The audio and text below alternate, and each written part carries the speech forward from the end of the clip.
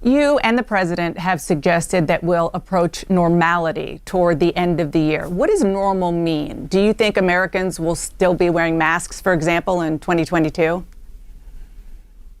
You know, I think it is possible that that's the case. And again, it really depends on what you mean by normality. If right. Normality that's what I want you to define exactly the way it... Yeah.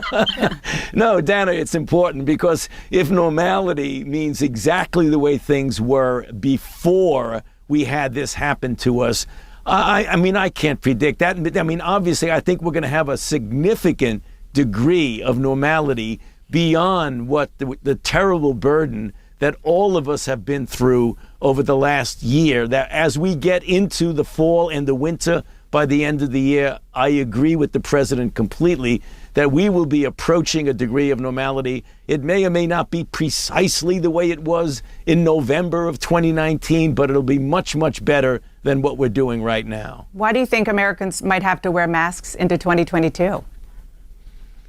You know, because it depends on the level of dynamics of virus that's in the community, and that's really important.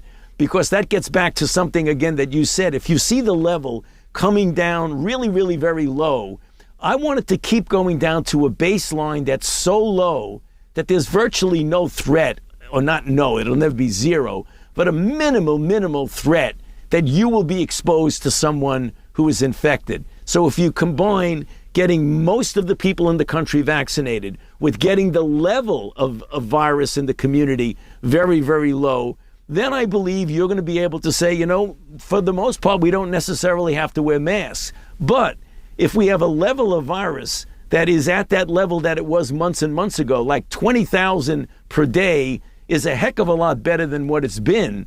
But that's still very high level.